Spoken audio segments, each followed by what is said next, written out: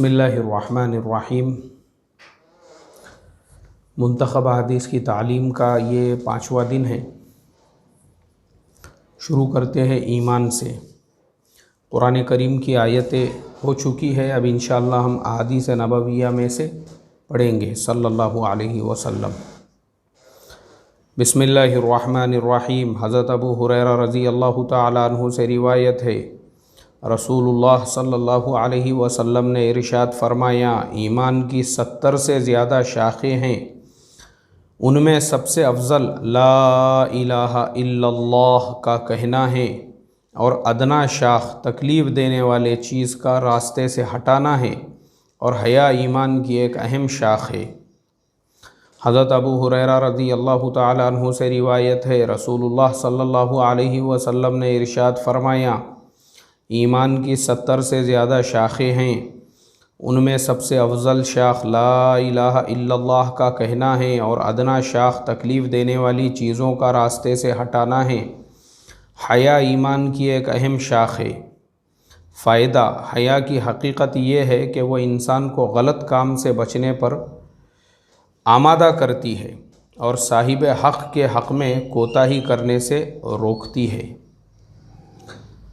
ये जो हदीस है मेरे मोहतरम दोस्तों, इसके अंदर बहुत बड़ी बड़ी हिकमतें पोशीदा है, छुपी हुई है। अब हम ज़्यादा तफसीलों में नहीं जाएंगे, लेकिन हमारे लिए इतना समझना ज़रूरी है कि 70 शाखें हैं, यानी ऐसे 70 नेक आमाल है जिसको ईमान से जोड़ा गया है, और सबसे अदना जो चीज़ है वो रास्ते से तकलीफ़ देने वाले चीज़ का हटाना। मतलब अगर आपके रास्ते से कोई गुज़रने वाला है, वहाँ पे कोई पत्थर है या वहाँ पे कोई गड्ढा है, उसको भर देना, पत्थर को हटा देना।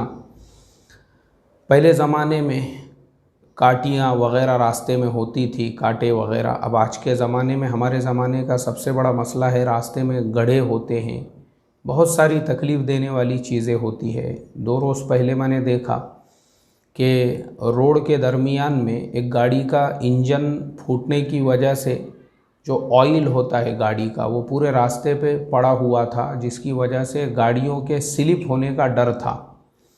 तो एक ईमान वाले को मैंने देखा, माशाल्लाह, वो दाढ़ी टोपी के साथ, वो भी उस रास्ते से गुज़र रहा था।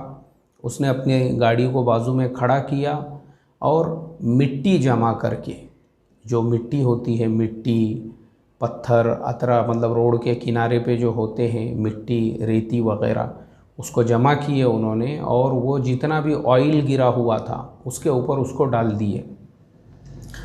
उससे क्या हो गया, ऑयल की वजह से जो गाड़ियाँ स्लिप होने का डर था वो मसला हल हो गया। तो ये भी रास्ते से तकलीफ़ देने वाले चीज़ का हटाना है, और ये ईमान की शाख है, ये सबसे अदना शाख है। तो सारी चीज़ें आ गई, किसी को पानी पिला देना, किसी भूखे को खाना खिला देना, किसी की मदद कर देना, ये सारी बातें ईमान की शाखों में हैं। किसी को नसीहत करना, दीन की बात बताना, 70 से ज़्यादा शाखें हैं। ये अल्लाह के नबी ने हम तमाम को तालीम दी है। और हया भी ईमान की एक अहम शाख है, जिसके बारे में फ़रमाया। और हया का ख़ुलासा यहाँ ये किया हुआ है, एक तो जिस आदमी में हया होगी, शर्म होगी, वो गुनाह का काम नहीं करेगा। और दूसरे, जिसका जो हक़ है, जैसे मीरास में किसी का कोई हक़ है, या किसी के घर में किराए से रहता है, उसका वो हक़ है, किसी से कर्ज़ लिया हुआ है, उसका कर्ज़ उसको देने का हक़ है, जितने भी ये हुकूक़ है, उसमें कभी भी वो कोताही नहीं करेगा। ये ईमान की अलामत है। अल्लाह ताला हम तमाम को इसकी समझ अता फ़रमाएँ और इस पे अमल करने वाला बनाएँ। अब हम पढ़ेंगे नमाज में से।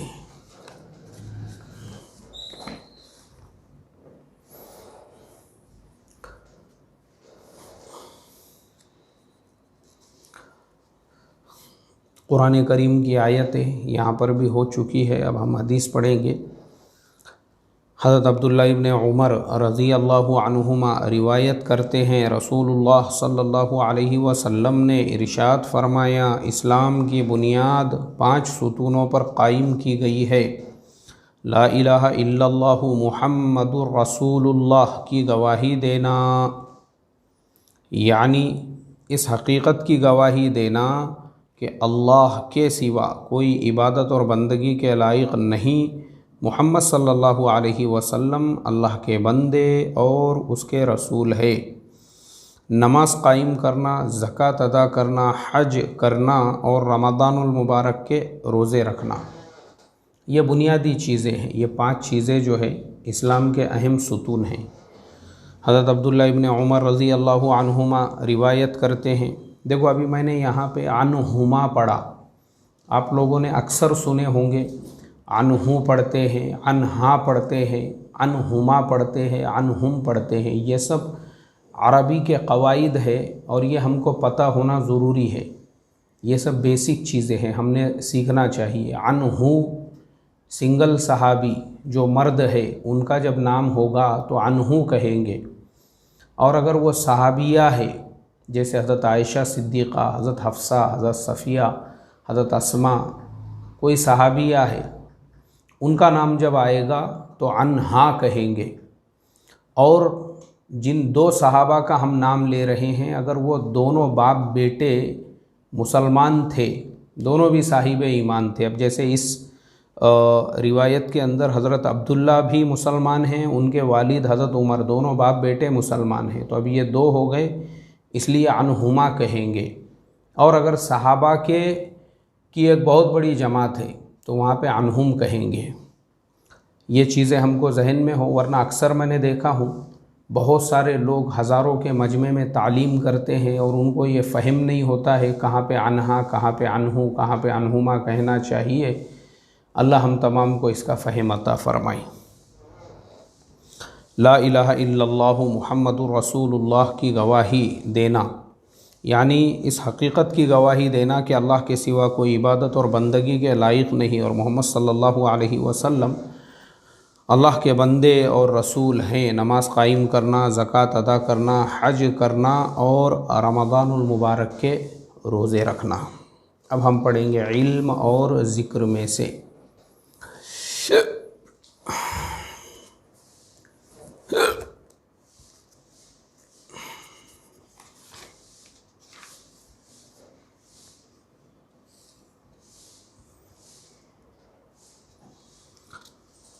اللہ تبارک و تعالیٰ کا ارشاد ہے، ایمان والو جب تم سے یہ کہا جائے کہ مجلسوں میں دوسرے کے پیچھے بیٹھنے کے لیے گنجائش کرو تو تم آنے والے کو جگہ دے دیا کرو، اللہ تعالیٰ تم کو جنت میں کھلی جگہ دیں گے۔ اور جب کسی ضرورت کی وجہ سے تم سے کہا جائے کہ مجلس سے اٹھ جاؤ تو اٹھ جایا کرو، اللہ تعالیٰ اس حکم کو اسی طرح دوسرے احکامات کو ماننے کی وجہ سے تم میں سے ایمان والوں کے اور جنہیں علم یعنی علم دین دیا گیا ہے ان کے درجے بلند کریں گے، اور جو کچھ تم کرتے ہو اللہ تعالیٰ اس سے باخبر ہے۔ دیکھو یہ اسلام ہے، ایک ایسی بات کہ مجلس میں کیسے بیٹھنا چاہیے، اللہ تعالیٰ نے اس کے بارے میں بھی احکام نازل فرمائے، ایک دم ہماری لائف سے جڑی ہوئی۔ اسی لیے اسلام کو جو ہے وہ ایک پریکٹیکل مذہب کہا جاتا ہے۔ آپ کی زندگی کے ہر شعبے، ہر لائن سے اسلام جڑا ہوا ہے، اور ہر لائن میں آپ کی رہبری اور گائیڈنس موجود ہے۔ اللہ تعالیٰ کا ارشاد ہے، ایمان والو جب تم سے یہ کہا جائے کہ مجلسوں میں دوسروں کے پیچھے دوسروں کے بیٹھنے کے لیے گنجائش کرو تو تم آنے والے کو جگہ دے دیا کرو۔ مطلب یہ ہے مجلس میں ایسے بیٹھو، ادب سے بیٹھو کہ کوئی اگر آ رہا ہے اس کے لیے بھی جگہ ہو۔ یہ نہیں ہے کہ ایک آدمی نے ہی اتنی جگہ گھیر کر بیٹھا ہے کہ دوسرے آنے والے کے لیے کوئی جگہ ہی نہیں ہے، کوئی گنجائش نہیں ہے، تو یہ مجلس کے آداب کے خلاف ہے۔ اللہ تعالیٰ تم کو جنت میں کھلی جگہ دیں گے اور اس کے لیے بشارت بھی بیان فرمائی۔ اور جب کسی ضرورت کی وجہ سے تمہیں کہا جائے کہ مجلس سے اٹھ جاؤ تو اٹھ جایا کرو۔ اب 2 لوگ کچھ بات کرنا چاہتے ہیں، ایک تیسرا شخص وہاں پہ پہنچا اور اس سے اگر یہ کہا جائے کہ بھائی تھوڑا ہماری پرائیویٹ بات چل رہی ہے، اس کو برا نہیں ماننا چاہیے، اس نے خود وہاں پہ جانا نہیں چاہیے، یہ آداب کے خلاف ہے۔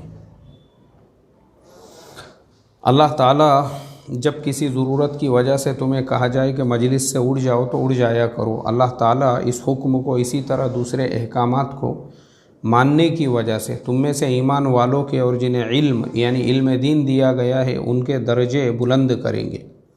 جو کچھ تم کرتے ہو اللہ تعالیٰ اس سے باخبر ہے، یعنی اللہ تعالیٰ کو ہمارے ہر عمل کا علم ہے۔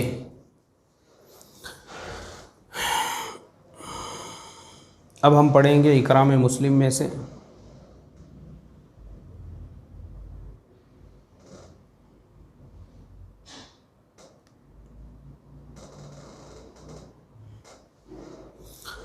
قرآن کریم کی آیتیں ہو چکی ہے، اب یہاں پہ ہم احادیث نبویہ صلی اللہ علیہ وسلم میں سے پڑھیں گے۔ حضرت عائشہ رضی اللہ تعالی عنہا فرماتی ہیں ہمیں رسول اللہ صلی اللہ علیہ وسلم نے اس بات کا حکم فرمایا کہ ہم لوگوں کے ساتھ ان کے مراتب کا لحاظ کر کے برتاؤ کیا کریں۔ یہ حدیث شاید میں نے کل پڑھا تھا۔ حضرت عبداللہ ابن عباس رضی اللہ عنہما روایت کرتے ہیں رسول اللہ صلی اللہ علیہ وسلم نے کعبہ کو دیکھ کر تعجب سے فرمایا لا الہ الا اللہ، اے کعبہ تو کس قدر پاکیزہ ہے، تیری خوشبو کس قدر عمدہ ہے، تو کتنا زیادہ قابل احترام ہے، لیکن مومن کی عزت اور احترام تجھ سے زیادہ ہے۔ اللہ نے تجھ کو قابل احترام بنایا، اسی طرح مومن کے مال، خون اور عزت کو بھی قابل احترام بنایا ہے، اور اسی احترام کی وجہ سے اس بات کو بھی حرام قرار دے دیا گیا کہ ہم مومن کے بارے میں ذرا بھی بدگمانی کریں۔ حضرت عبداللہ ابن عباس رضی اللہ عنہما روایت کرتے ہیں رسول اللہ صلی اللہ علیہ وسلم نے کعبہ کو دیکھ کر تعجب سے ارشاد فرمایا لا الہ الا اللہ، اے کعبہ تو کس قدر پاکیزہ ہے، تیری خوشبو کس قدر عمدہ ہے، تو کتنا زیادہ قابل احترام ہے، لیکن مومن کی عزت اور احترام تجھ سے زیادہ ہے۔ اللہ نے تجھ کو قابل احترام بنایا ہے، اور اسی طرح مومن کے مال، خون اور عزت کو بھی قابل احترام بنایا ہے، اور اسی احترام کی وجہ سے اس بات کو بھی حرام قرار دیا کہ ہم مومن کے بارے میں ذرا بھی بدگمانی کریں۔ میرے محترم دوستو، قرآن کی یہ اللہ کے نبی کی یہ جو حدیث ہے، میں سمجھتا ہوں ہم لوگوں کو سمجھنے کے لیے کافی ہے کہ مومن کا مقام اور مرتبہ کتنا بڑا ہے کہ وہ کعبہ جس کی زیارت کے لیے لوگ لاکھوں روپے خرچ کرتے ہیں، مکۃ المکرمہ پہنچتے ہیں، اس کا طواف کرتے ہیں، اس کے باوجود وہ پوری دنیا کے مسلمانوں کا مرکز ہے، قبلہ ہے، اس کے باوجود فرمایا کہ تو پاکیزہ ہے، خوشبو اچھی ہے، ساری چیزیں ہیں، لیکن ایک ایمان والے کی جو عزت ہے اور اس کا احترام ہے وہ اس کعبہ سے بھی زیادہ ہے۔ اللہ اکبر۔ اور پھر آگے فرمایا کہ مومن کے مال، خون اور عزت کو بھی قابل احترام بنایا ہے۔ مطلب یہ ہے کہ ہم نے مومن کا جو مال ہے، اس کا جو خون ہے، اس کی جو عزت ہے، اس کو پامال نہیں کرنا چاہیے، وہ بھی قابل احترام ہے۔ اسی احترام کی وجہ سے اس بات کو بھی حرام قرار دیا کہ ہم مومن کے بارے میں بدگمانی کریں، ذرا بھی بدگمانی کریں۔ اور ہمارے آج کے زمانے کا سب سے بڑا مسئلہ یہی ہے۔ آپ کو پتہ ہے ابھی ڈپریشن کی وجہ سے بہت سارے لوگ جو خودکشیاں کر رہے ہیں، اس کا سب سے بڑا ریزن پتہ ہے آپ کو، وہ صرف بدگمانی ہے۔ کسی کے بھی بارے میں بدگمانی، یہ میرے بارے میں ایسا سوچتا ہوں گا، اس نے میرے بارے میں ویسا بولا ہوں گا، یہ میرے بارے میں، یا پھر دوسروں کے بارے میں بدگمانی کرنا، ارے یہ تو ویسا کرتا ہوں گا، یہ تو ویسا یہ کرتا ہوں گا، اس نے تو ویسا بولا تھا، اس نے تو ویسا بول دیا۔ یہ آج ہمارے مجلسوں کی زینت بنی ہوئی ہے، تو لوگ اس سے کیا ہوتے ہیں، ڈپریشن کا شکار ہوتے ہیں، بدگمانیوں میں مبتلا ہو کے پھر ٹینشن میں جاتے ہیں، پھر نروسنس کا شکار ہوتے ہیں، پریشان ہوتے ہیں بلا وجہ کے۔ اس لیے اپنے ذہن کو، اپنے دل کو، اپنے دماغ کو ہم نے بالکل خالی رکھنا چاہیے۔ کیا کرنے کا اپنے کو، دوسروں کے پھٹے میں ٹانگ اڑا کے بھی کیا کرنا ہے، دوسروں کی تحقیق کر کے، دوسروں کی بدگمانیاں کر کے کچھ فائدہ نہیں ہے اس سے، سوائے ٹینشن کے اور سوائے ڈپریشن کے۔ اللہ حفاظت فرمائے۔ اخلاص نیت میں سے پڑھا جا رہا ہے۔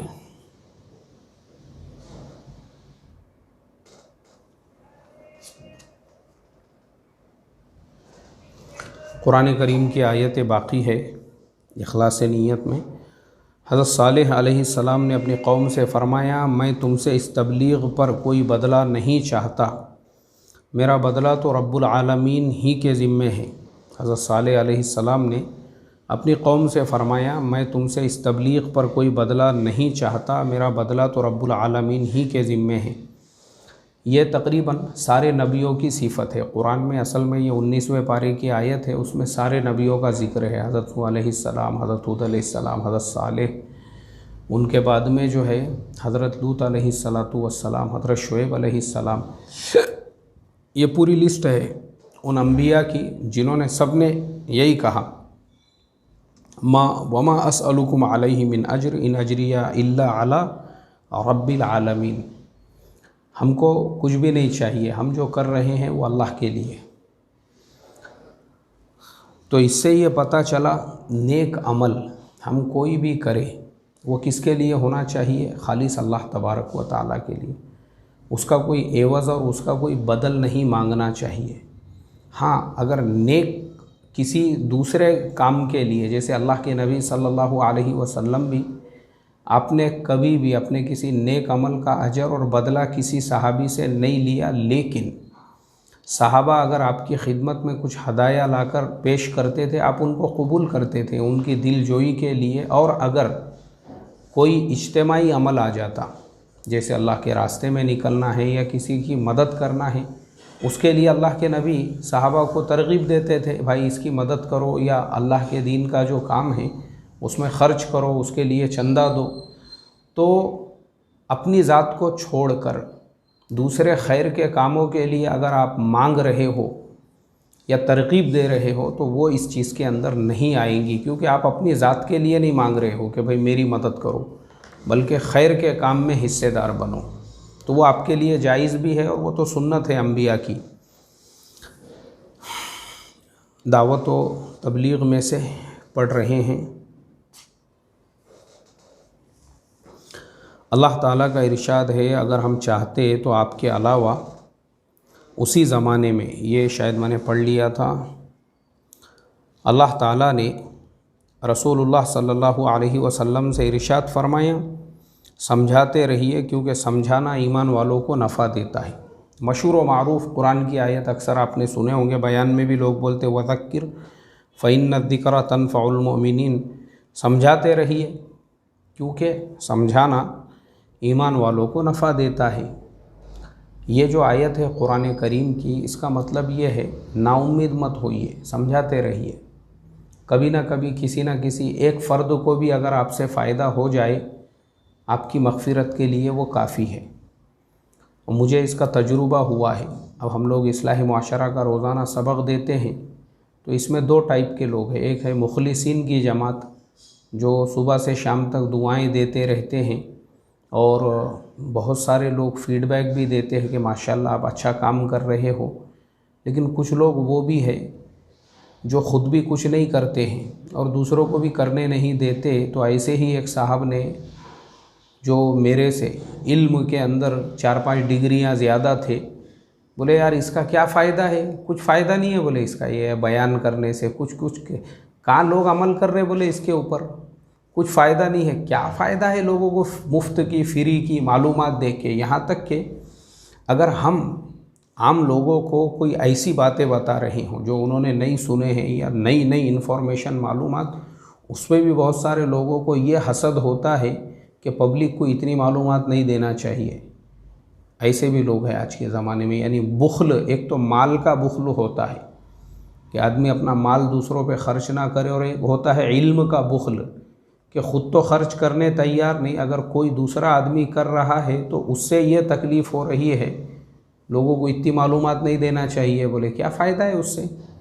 لیکن ایک فرد اگر اس نے ہم کو یہ کہا، اور ایسے کئی افراد ہیں، گجرات کے اندر ایک بستی ہے گودرا ضلع میں، اس کا نام میرے خیال سے لونا واڑا ہے۔ ایک صاحب نے مجھے بہت دنوں پہلے میسج کیے تھے، بولے مولانا صاحب میں نے صرف آپ کا ایک سبق سنا، صرف ایک ہی سبق، پہلے میری زندگی بالکل الگ تھی، میری لائف ہی الگ تھی بولے، لیکن وہ ایک سبق میں نے سنا، اور وہ ایک سبق نے میری زندگی بدل دی۔ آج میں جو کچھ بھی دین کے راستے پہ چل رہا ہوں، میری پوری فیملی کی زندگی بدل چکی ہے، وہ صرف ایک سبق سے۔ تو ایسے بھی اللہ کے بندے ہوتے ہیں، اور ایسے بھی ہوتے ہیں جن کو ایک بات بھی آپ نے نا امید نہیں ہونے کا، سمجھاتے رہنے کا۔ تو میں نے آج تک ہمارے جو ہے تقریباً 1165 سبق ہو چکے ہیں، لیکن میں سمجھتا ہوں اگر وہ ایک آدمی نے مجھے میسج کر کے یہ کہا کہ میری زندگی بدل گئی اور میں نے پرانی زندگی چھوڑ کر نئی زندگی کو اختیار کر لیا، تو ہمارے 1165 سبق کا مجھے اس کا جو ہے مطلب میری اتنی محنت کا حاصل مجھے مل گیا کہ وہ ایک فرد اگر وہ دین کے راستے پہ چلتا رہے اور اس کے بعد اس کی فیملی اور اس کے ذریعے سے جو لوگ، میں سمجھتا ہوں میری مغفرت کے لیے کافی ہے۔ وہ ایسے ہی اللہ نے جو فرمایا سمجھاتے رہنا اپنا کام ہے، کوئی سنے نہ سنے، کوئی عمل کرے نہ کرے، انشاءاللہ جس وقت کسی کے سمجھ میں آئے گا وہ ضرور عمل کرے گا، وہ ہمارے لیے مغفرت کا ذریعہ بنے گا۔ اللہ عمل کی توفیق عطا فرمائے۔ اب جو پرہیز ہے لایانی باتوں سے بچنا، اس میں سے ہم پڑھیں گے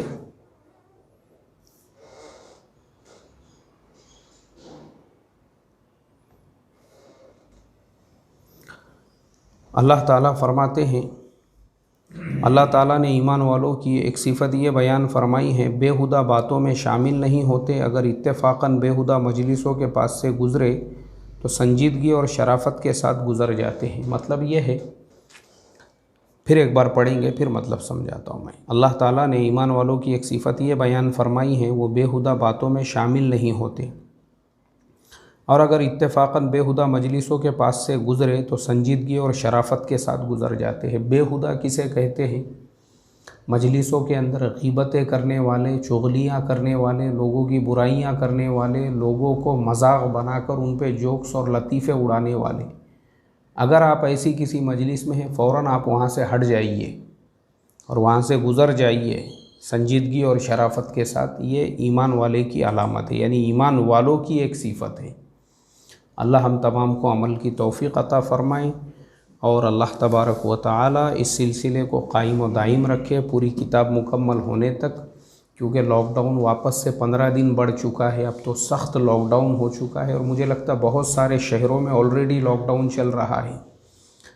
تو کچھ یعنی فائنل اور کنفرم نہیں ہے لاک ڈاؤن کی مدت کتنے دنوں کی ہے، تو میں تو امید رکھ رہا ہوں، میرا ارادہ تو تھا لاک ڈاؤن جب تک چلے گا، لیکن اب تو امید یہ باندھ لیا ہوں میں نے کہ کتابیں مکمل ہو جائیں گی انشاءاللہ، اللہ نے چاہا تو۔ اللہ ہم تمام کو عمل کی توفیق عطا فرمائے۔ السلام علیکم ورحمۃ اللہ وبرکاتہ۔ سبحان اللہ وبحمدہ، سبحانک اللہم وبحمدک، نشہد ان لا الہ الا انت، نستغفرک ونتوب الیک۔ سبحان ربک رب العزۃ عما یصفون وسلام علی المرسلین والحمد للہ۔